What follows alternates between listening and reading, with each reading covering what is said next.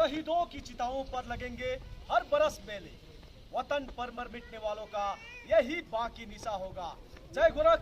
मैं rifleman Rajesh Limbu 7 battalion 11 Gorkha rifles और भारतीय सेना की तरफ से आप सभी का इस कारगिल वार मेमोरियल में हार्दिक स्वागत एवं अभिनंदन करता हूँ। ये वार मेमोरियल कारगिल युद्ध वीरों के याद में नवंबर 2004 को भारतीय सेना के द्वारा बनाया गया। Kargil war memorial Dras sector में ही बनाए जाने का एक मुख्य कारण यह था कि कारगिल युद्ध का एक बड़ा भाग द्रास सेक्टर से ही लड़ा गया था और इसके अलावा आप जिस स्थान पर उपस्थित हैं वहां से उन पहाड़ियों की कई चंद एक चोटियां दिखाई देती हैं जिसके ऊपर सन 1999 में पाकिस्तानी सेना ने धोखे से घुसपैठ की। आप जिस रास्ते से आए हैं उसे नेशनल हाईवे 1 के नाम से जाना जाता है। यह राष्ट्रीय राजमार्ग लेह तथा कारगिल को श्रीनगर से जोड़ता है। हम इस समय समुद्र तल से लगभग 10,500 फीट की ऊंचाई पर हैं और यहाँ से लाइन ऑफ कंट्रोल उत्तर दिशा की ओर लगभग 9 किलोमीटर की सीधी दूरी पर है। आपके सामने और मेमोरियल के ठीक पीछे जो पहाड़ दिखाई देती है उसे टोलोलिंग के नाम से जाना जाता है। टोलोलिंग समुद्र तल से लगभग 15,100 फीट की ऊंचाई पर है। यदि आप अपने नजर पूरा बाएं दूर स्काई लाइन पर ले जाएं तो आपको 2 ऊंची नुकीली चोटियां नजर आते हैं जिसके दाहिने वाली ऊंची नुकीली चोटी जो कि त्रिकोण के समान नजर आता है नाम टाइगर हिल। टाइगर हिल समुद्र तल से लगभग 16,700 फीट की ऊंचाई पर है। टाइगर हिल बाएं दूसरे नुकीली चोटी नाम राइनो हॉर्न। राइनो हॉर्न बाएं एक हल्का गोलाकार टॉप नाम 0.4875। 0.4875 को आज हम बत्रा टॉप के नाम से भी जानते हैं।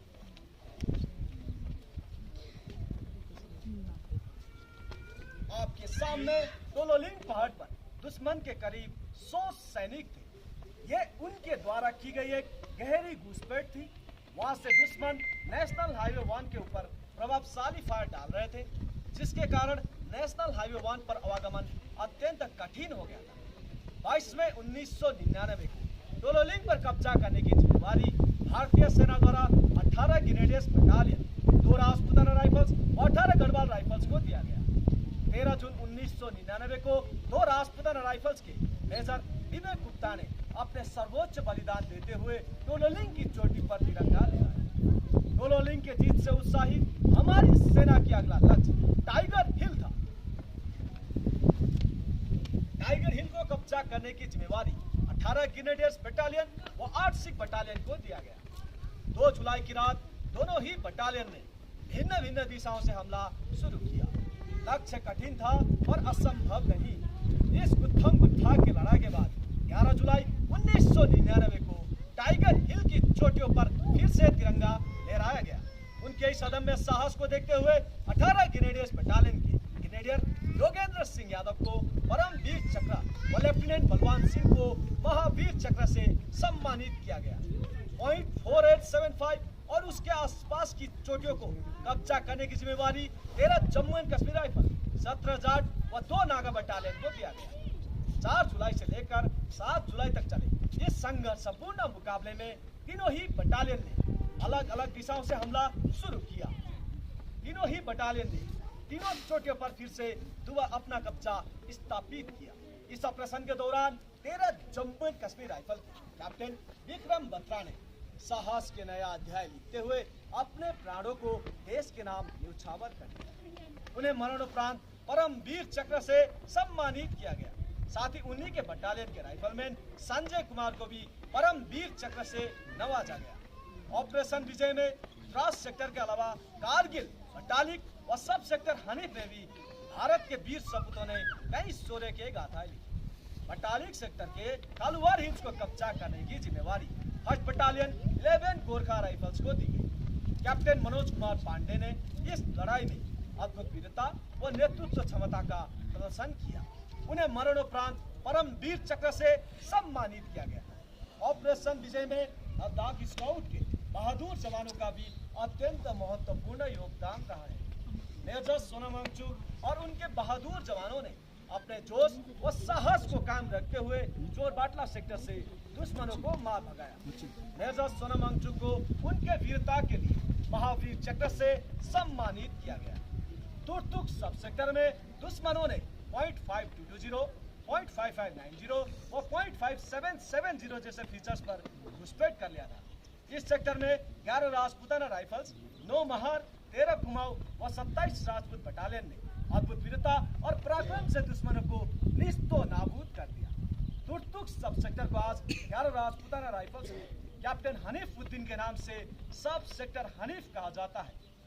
कारगिल के इस युद्ध में भारतीय सेना की आर्टिलरी ने दुश्मनों के ऊपर 2.5 लाख से भी ज्यादा गोला दागे और हमारे इन्फेंट्री सेना को एक के बाद एक जीत हासिल करने में मदद पहुंचाए, जिसके कारण आज .5140 को गन हिल के नाम से जाना जाता है। भारतीय वायुसेना तथा भारतीय नौसेना ने भी इस ऑपरेशन में अहम भूमिका निभाई। भारतीय वायुसेना ने ऑपरेशन सफेद सागर को प्रारंभ करते हुए दुश्मनों के ठिकानों पर भारी बमबारी की। इस ऑपरेशन के दौरान स्क्वाड्रन लीडर अजय ओझा को मरणोपरांत वीर चक्र से सम्मानित किया गया और उधर भारतीय नौसेना ने ऑपरेशन तलवार को प्रारंभ करते हुए अरब महासागर में कराची बंदरगाह की घेराबंदी की। 22 मई से लेकर 26 जुलाई तक चले कारगिल के इस भीषण युद्ध में भारतीय सेना के कुल 545 जवान वीर गति को प्राप्त हुए और 1536 जवान घायल हुए। यह वार मेमोरियल उन्हीं वीरों का एक स्मारक है जिन्होंने अपने आज हमारे कल के लिए कुर्बान कर दिया। उन वीरों के इस बलिदान को हम किसी भी शब्द से बयान नहीं कर सकते।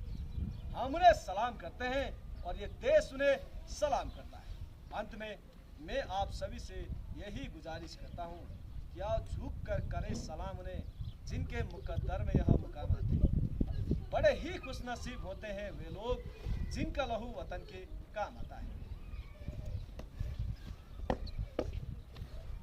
जगरक साहब, श्रीमान ब्रीफिंग समाप्त।